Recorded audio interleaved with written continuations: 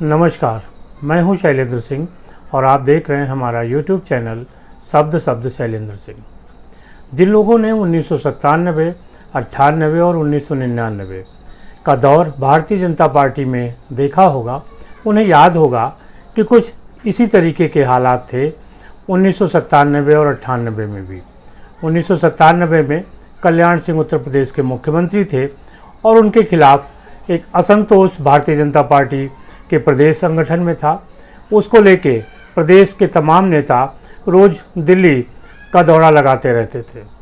कुछ ऐसे ही हालात आज हैं जहां उत्तर प्रदेश के कुछ नेता लगातार दिल्ली के संपर्क में हैं और हाई कमान को रिपोर्ट करते रहते हैं। यही वजह है कि भारतीय जनता पार्टी में एक अंदर खिंचाव है। ये बात और है कि 1997 में मुख्यमंत्री थे कल्याण सिंह और 2024 में मुख्यमंत्री हैं योगी आदित्यनाथ। दोनों के बीच में एक समानता है। समानता ये है कि कल्याण सिंह को भी अयोध्या का नायक कहा जाता था। अयोध्या मंदिर आंदोलन में उन्होंने जिस तरीके से प्रतिभाग किया था, उस तरीके से उनका अपना एक अलग दायरा था। तो कल्याण सिंह और योगी आदित्यनाथ के बीच अंतर है। अंतर कई मामलों में है, लेकिन जिस तरीके से कल्याण के विरोध में पूरी राजनीति हुई थी और केंद्रीय नेतृत्व को एक तरीके से गफलत में रखा गया, दोनों के बीच टकराव कराया गया और नतीजा ये निकला कि कल्याण सिंह ने भारतीय जनता पार्टी छोड़ दी। कल्याण सिंह भारतीय जनता पार्टी के संस्थापक सदस्यों में रहे हैं। 1980 में भारतीय जनता पार्टी का गठन हुआ, तब वो भारतीय जनता पार्टी के महासचिव थे। इसके बाद फिर अयोध्या का जब मंदिर आंदोलन शुरू हुआ तो कल्याण सिंह की भूमिका वहाँ रही और 1990 में जब मुलायम सिंह यादव ने कार सेवकों पर गोली चलवाई, उसके बाद कल्याण सिंह ने जिस तरीके की राजनीति की और भारतीय जनता पार्टी को वापस लाए, उसी का नतीजा था कि एक साल बाद 1991 में पहली बार भारतीय जनता पार्टी ने उत्तर प्रदेश में बहुमत की सरकार बनाई और कल्याण सिंह मुख्यमंत्री बने। लेकिन 1992 में अयोध्या का विवादित ढांचा ढह गया और इसका आरोप कल्याण सिंह सरकार पे लगा। केंद्र में कांग्रेस की सरकार थी, लिहाजा भारतीय जनता पार्टी की 4 सरकारें यानी उत्तर प्रदेश, राजस्थान, मध्य प्रदेश और हिमाचल उस प्रकरण में कुर्बान हो गई। ये माना जा रहा था कि उत्तर प्रदेश में कल्याण सिंह की सरकार गिरने के बाद अब जब विधानसभा के चुनाव होंगे तो भारतीय जनता पार्टी बहुमत के साथ सरकार बनाएगी। लेकिन 1993 का जब चुनाव हुआ तो कल्याण सिंह सरकार नहीं बना पाए। भारतीय जनता पार्टी की सरकार की जगह बहुजन समाज पार्टी और समाजवादी पार्टी के गठबंधन ने सरकार बनाई। इसके बाद भारतीय जनता पार्टी को एक इंतज़ार करना पड़ा और इंतज़ार के बाद भी 1997 में कल्याण सिंह जब दोबारा उत्तर प्रदेश के मुख्यमंत्री बने तो उनके पास कोई बड़ी बहुमत नहीं था। जोड़ तोड़ की राजनीति से उन्होंने अपनी सरकार बनाई। उस समय केंद्र में अटल बिहारी वाजपेयी थे, भारतीय जनता पार्टी के प्रधानमंत्री, और प्रदेश में कल्याण सिंह के खिलाफ एक तरीके का माहौल चलने लगा। बहुत सारे ऐसे नेता थे जो कल्याण सिंह और अटल बिहारी वाजपेयी के बीच दूरियां पैदा करना चाह रहे थे और उस समय उनको मौका मिला लोकसभा चुनाव में 1999 में। 1999 के लोकसभा चुनाव में अटल बिहारी वाजपेयी लखनऊ से चुनाव लड़ रहे थे और कल्याण सिंह उस समय उत्तर प्रदेश के मुख्यमंत्री थे। कल्याण का विरोध करने वाले भारतीय जनता पार्टी के नेताओं ने अटल बिहारी वाजपेयी को समझाया कि कल्याण सिंह आपको लखनऊ से चुनाव हराना चाहते हैं। इसके बाद ये दूरियां और बढ़ती गईं। हालांकि 1999 का वो चुनाव अटल बिहारी वाजपेयी ने जीत लिया, लेकिन इसके बाद अटल और कल्याण सिंह के बीच जो दूरियां बढ़ीं वो फिर बढ़ती गईं और तल्खियां इस कदर हुई कि कल्याण सिंह को भारतीय जनता पार्टी छोड़नी पड़ी। कल्याण सिंह के भारतीय जनता पार्टी छोड़ने के बाद 2 मुख्यमंत्री बने, राम प्रकाश गुप्ता और राजनाथ सिंह। उसके बाद कल्याण सिंह ने समाजवादी पार्टी का साथ पकड़ा, मुलायम सिंह यादव के साथ गए, लेकिन 2004 में उनको भारतीय जनता पार्टी में वापस लाया गया जब लोकसभा के चुनाव हो रहे थे। लेकिन लोकसभा के चुनाव में भारतीय जनता पार्टी की हार हुई। उसके बाद फिर कल्याण और भारतीय जनता पार्टी के बीच की दूरियां बढ़ी और 2009 में कल्याण सिंह ने भारतीय जनता पार्टी छोड़ दी।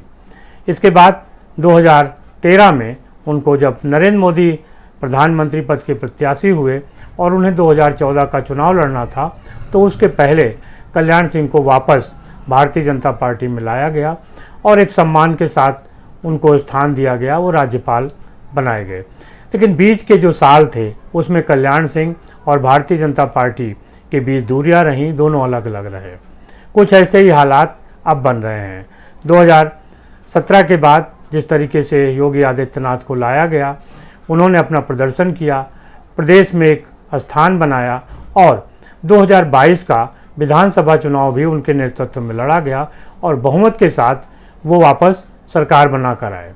लेकिन 2024 में हालात पलट गए। एक तरीके से जो प्रदर्शन भारतीय जनता पार्टी उत्तर प्रदेश में दोहराना चाहती थी वो नहीं दोहरा पाई।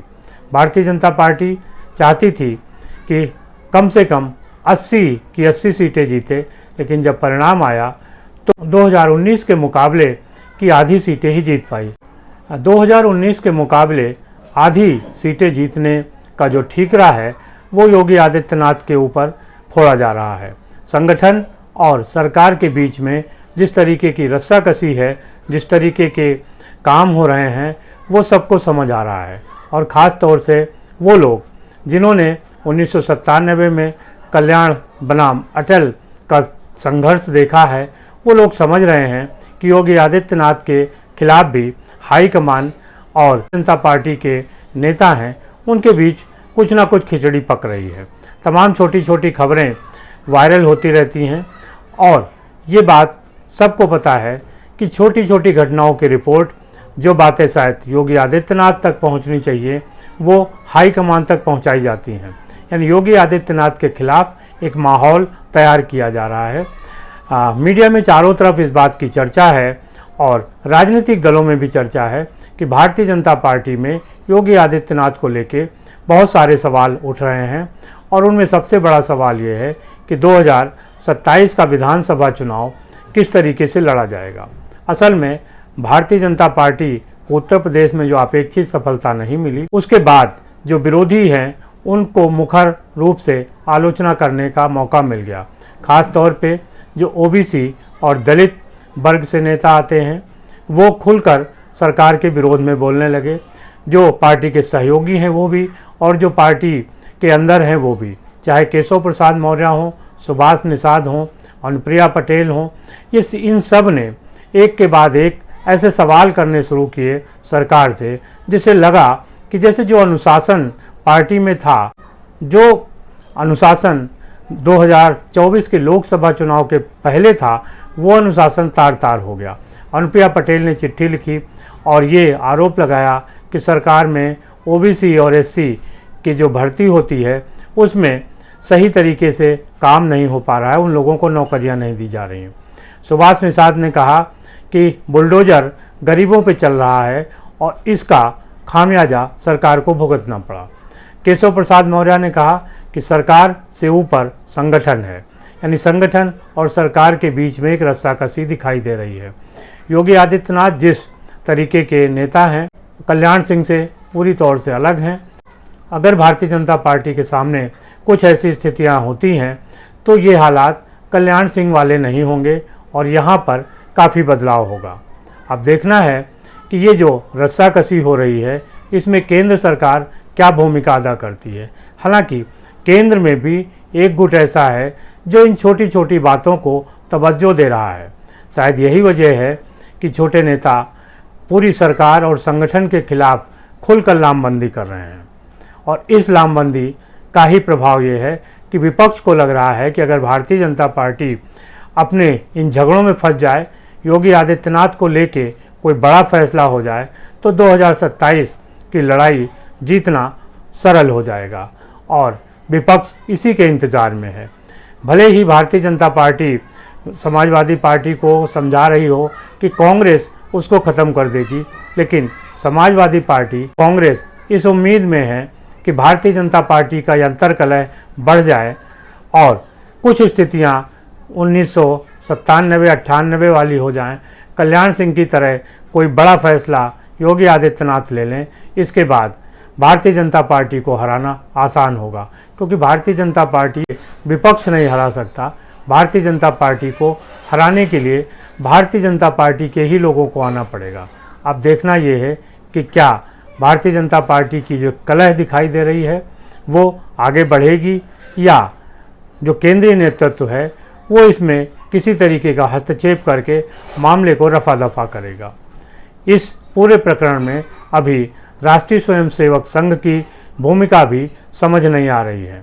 क्या संघ भी इस मसले को लेके कुछ अलग सोच रहा है, या वो इस पूरे प्रकरण पे हस्तक्षेप करेगा?